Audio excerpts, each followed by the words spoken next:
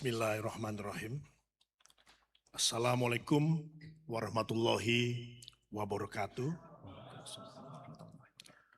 Selamat pagi, salam sejahtera bagi kita semua.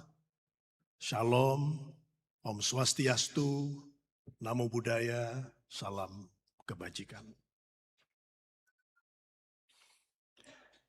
Yang saya hormati para pimpinan tinggi madya, para staf ahli, staf khusus, dan tenaga ahli menteri, para Pimti Pratama, unit utama di lingkungan Kementerian Imigrasi dan Pemasyarakatan, para kepala kantor wilayah Direktorat Jenderal baik Imigrasi dan Pemasyarakatan di seluruh Indonesia, serta seluruh peserta rakor yang berbahagia, para KUPT, Atase, staf teknis imigrasi, dan semua yang bergabung baik secara fisik maupun secara online.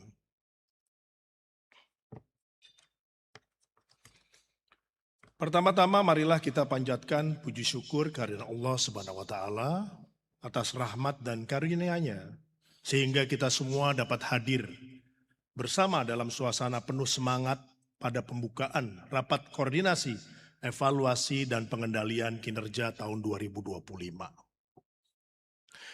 Minggu lalu Pak Sekjen menyampaikan kepada saya untuk membuka kegiatan ini. Saya tanya, ini nggak salah, gitu kan? Pak Menteri minta kami, jadi terus terang rasa syukur yang kita harus sama-sama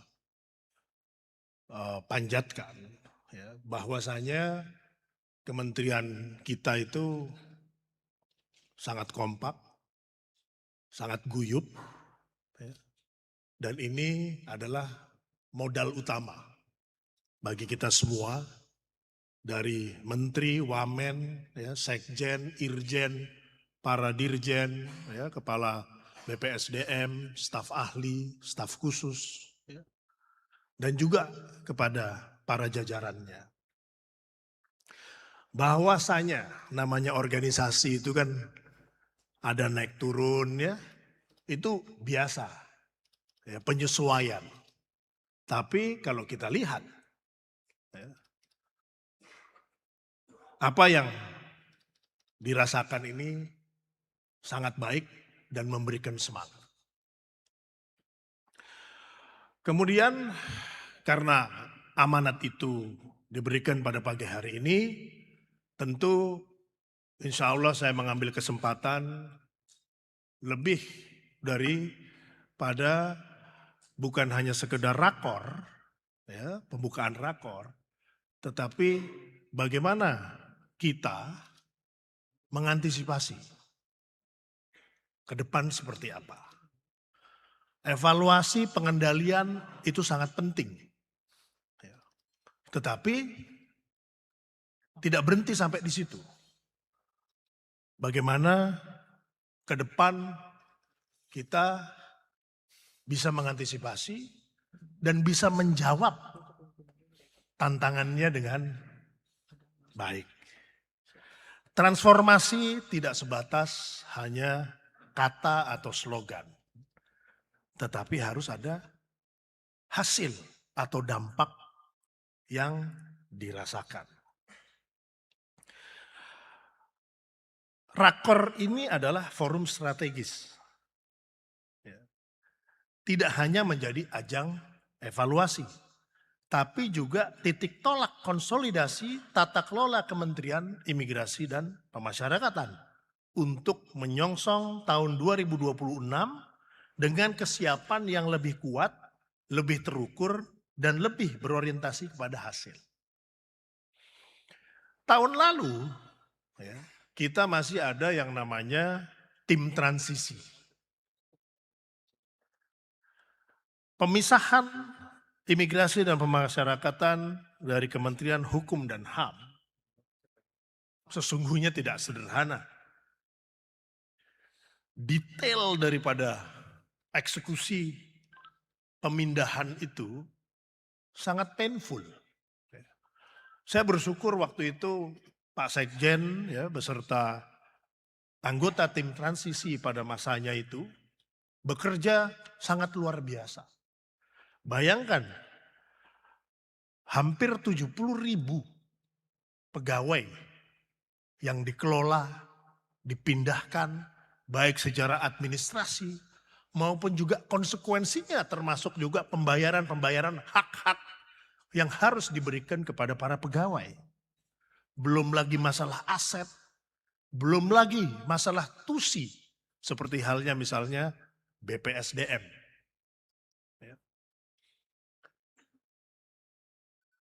Di sisi lain ada perubahan juga tata kelola yang tadinya Kanwil Kementerian Hukum dan HAM menjadi Kanwil Direktorat Jenderal. Ini juga merupakan satu hal yang tidak sederhana karena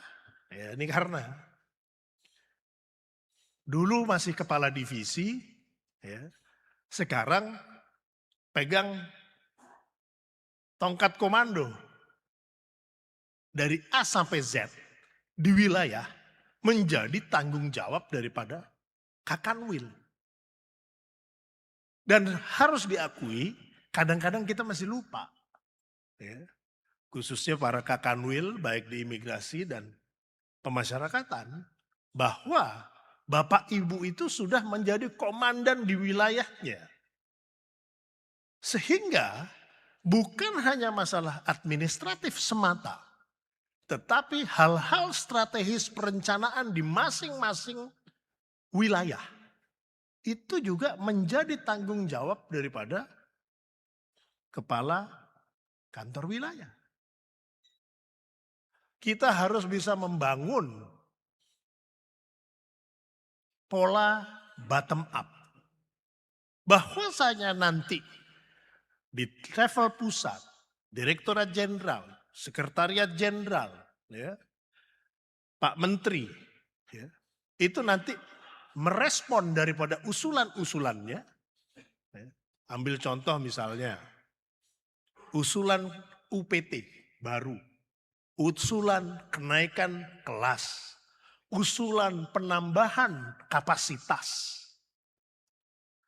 Seyogyanya itu harus dimulai dari level kantor wilayah yang mana kepala kantor wilayah bersinergi bersama-sama para KUPT menyusun rencana tersebut.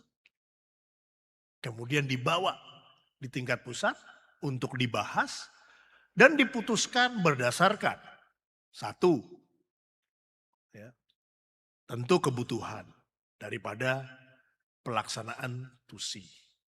Kemudian yang kedua tentunya adalah keterbatasan. Keterbatasan itu yang pertama pasti uang atau biaya atau anggaran. Berikutnya adalah SDM. Nah, hal-hal semacam ini ya, harus kita bangun ke depannya. Budaya organisasi yang baru, ya, yang tentunya sesuai dengan suasana rakor pada pagi hari ini. Agak merinding juga tadi melihat layarnya yang megah, ya, sound systemnya yang menderu, ya, menggoncang juga gitu kan batin jiwa kita. Ya. Kemudian semangat kita dalam menyanyikan lagu Indonesia Raya dan juga Mars Kemen IMIPAS. Ini harus juga terwujud sampai di level UPT dalam konteks organisasi dan juga sampai kepada anggota kita yang paling bawah dimanapun mereka berada. Sektor imigrasi dan pemasyarakatan adalah wajah negara di dalam negeri, di perbatasan, dan di hadapan dunia internasional. Setiap capaian kinerja adalah cerminan profesionalisme, integritas, dan komitmen kita kepada bangsa. Hadirin yang saya hormati, sepanjang tahun 2025, kita menghadapi beragam tantangan yang membutuhkan ketangkasan dan akselerasi organisasi. Tuntutan kesinambungan peningkatan kualitas pelayanan keimigrasian yang cepat, aman, dan pro-investment. Dinamika pengawasan keimigrasian baik di dalam maupun luar negeri yang semakin kompleks. Kebutuhan revitalisasi pemasyarakatan menuju smart correctional. Peningkatan standar keamanan, pembinaan, dan layanan warga binaan. Serta penguatan tata kelola perencanaan anggaran aset barang milik negara dan akuntabilitas kinerja. Dan juga yang menjadi pembahasan ya, sering itu adalah masalah overcrowded. Beberapa bulan yang lalu saya rapat sama Pak Sekjen dan juga dengan Karo Perencanaan Keuangan. Ketika menyusun Renstra, saya tanya berapa peningkatan kapasitas selama 5 tahun ke depan. Betul waktu itu masih melandaskan kebiasaan di Kementerian Hukum dan HAM. Minimalis. Saya sampaikan kepada Pak Sekjen dan Karo Renq. Taruh angkanya itu yang lebih tinggi. Sehingga kita juga punya alasan untuk meningkatkan anggaran kita. Kita punya Komisi 13. Ya kan? Dengan segala macam dinamikanya. Ya, ini harus kita suarakan dan juga kita harus wujudkan dalam perencanaan. Jangan hanya sebatas keluhan ketika RDP atau bahasa retorika yang selalu kita sampaikan menjadi kendala dalam konteks pembinaan. Lazimnya suatu negara itu memiliki kapasitas pemasyarakatan. Itu 0,1% dari jumlah penduduk. Itu masih tergolong rendah. Dalam beberapa kesempatan saya sampaikan, Amerika Serikat ya, itu jauh lebih tinggi dari standar pada umumnya. Kalau tidak salah, itu sampai 2 juta warga binaannya. Dari 350 juta penduduk. Kalau seandainya saya salah pun angkanya itu lebih dari 1 juta. Ya, kalau tidak bisa disebut 2 juta. 2 minggu yang lalu saya bersama jajaran pemasyarakatan berkunjung ke Changi Prison. Jumlahnya di situ 7 atau 8 ribu dengan kapasitas 10 ribu warga binaan. Ya. Tetapi penghuninya sekitar 8 ribu. Penduduk Singapura 4 juta. Kalau kita kali 0,1%, artinya ya, kapasitasnya 4.000 cukup. Tapi dia double. Bahkan lebih, 10.000. Nah, ini tantangan kita. Ya. Bahkan minggu lalu saya ke Pondok Bambu. Kalau nggak salah tuh luasannya 3.000 meter persegi. Kalau nggak salah ya. Nggak besar lah, nggak sampai 1 hektar. Tapi di situ ada 2 UPT. Umpel-umpelan kan jadinya. Ada rutan dan ada lapas. Nah, Karena kita sudah menjadi kementerian sendiri, jangan sampai kinerjanya sama dengan ketika masih dalam hukum dan HAM. Artinya apa?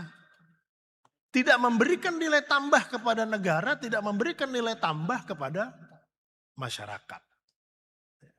Jadi makanya pada kesempatan ini mumpung rakor ya, Pak Sekjen, Pak Irjen, para dirjen, ya, Kepala BPSDM, para staf ahli, staf khusus, ayo kita ajak para kakanwil ini, ya, komandan terdepan di wilayah, untuk berani mengambil satu langkah perencanaan dan juga turunan daripada hal-hal menyangkut daripada manajemen organisasi yang baik. Dan itu mesti dijadikan juga penilaian kerja terhadap para kakanwil.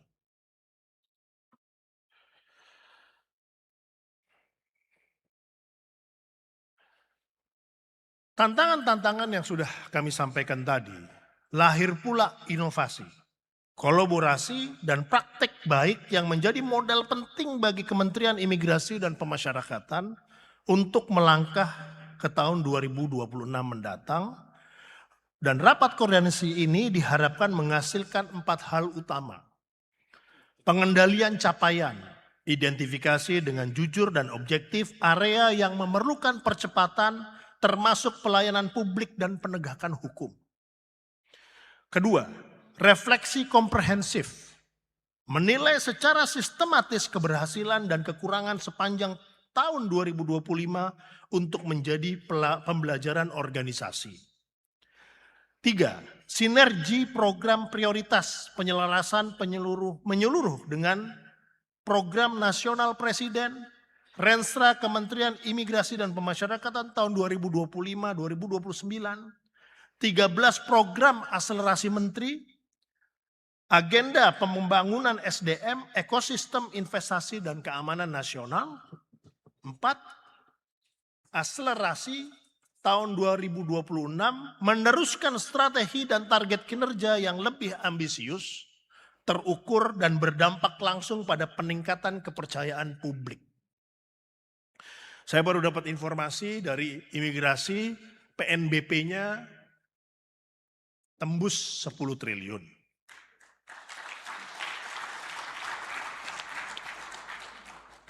Ini adalah fakta, ya, di mana satu bukan hanya prestasi, tetapi bukti bahwa kita semua bekerja dengan baik.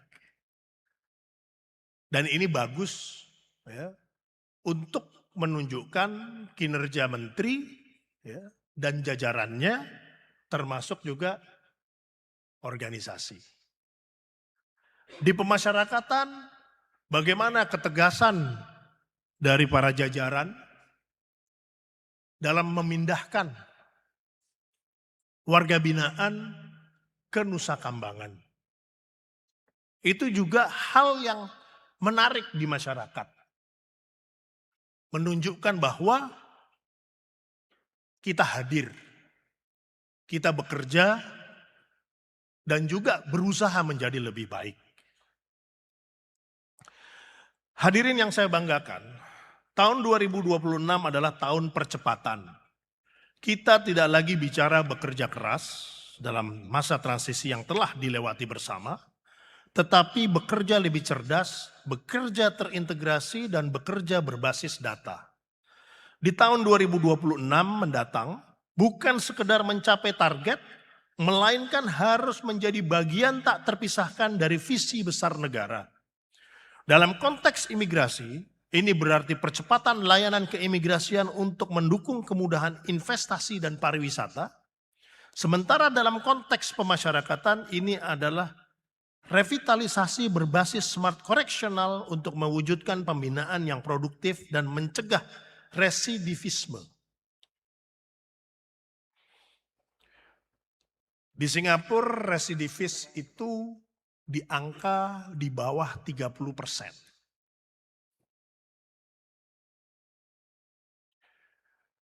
Mudah-mudahan kita lebih baik dari itu. Sinergi adalah kunci keberhasilan dan inovasi atas nafas perubahan. Di tengah dinamika global dan nasional yang semakin kompleks, kita harus mampu keluar dari zona nyaman. Tingkatkan kolaborasi antar unit kerja. Manfaatkan teknologi informasi secara optimal dan pastikan setiap kebijakan yang kita ambil berorientasi pada kepuasan masyarakat dan penegakan hukum yang berkeadilan. Saya ingin menekankan 3 pesan. Kantor wilayah, yang pertama, kantor wilayah harus menjadi pusat solusi, bukan sekedar perpanjangan tangan administratif. Menjadi penggerak dan pengendali, serta mengetahui dan memahami harus bagaimana jalannya upaya capaian kinerja UPT di wilayahnya.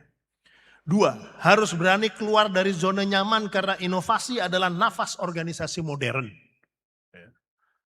Prima, M-nya modern.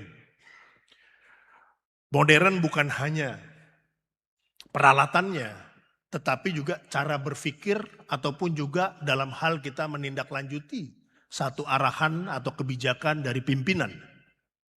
Yang ketiga, setiap keputusan harus berbasis data, mitigasi resiko, dan kepentingan publik.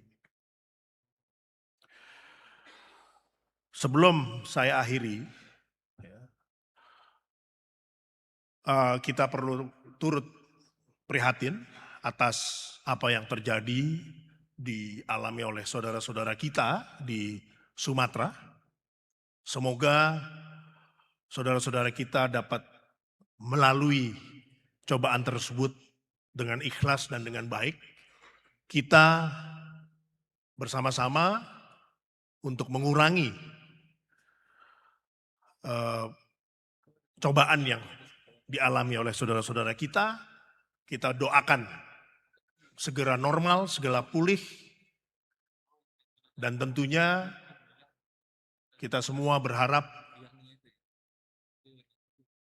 ke depan akan semakin baik lagi.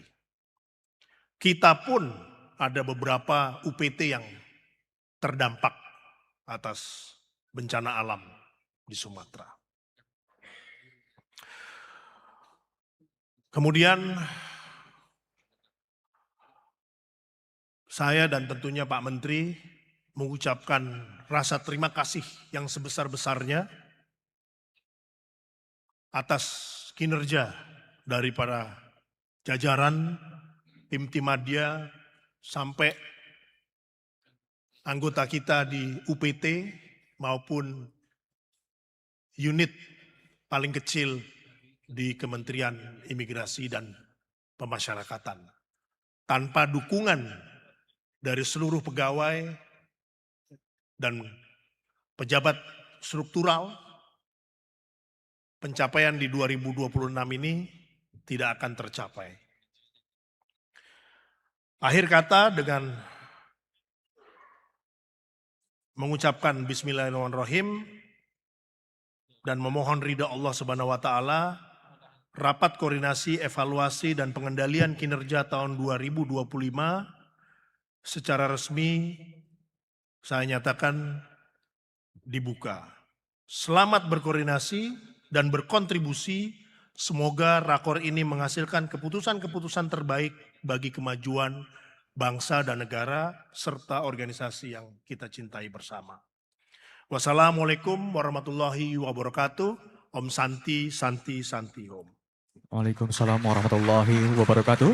Selanjutnya mohon berkenan Bapak Wakil Menteri untuk tetap berada di tempat dan kita akan sama-sama menyaksikan pembukaan secara simbolis acara rakor hari ini dengan penekanan tombol sirine. Dan selanjutnya kami mengundang dengan hormat pimpinan tinggi Madya dan staf ahli menteri untuk turut mendampingi dalam pembukaan rapat koordinasi pada hari ini. Kami persilakan.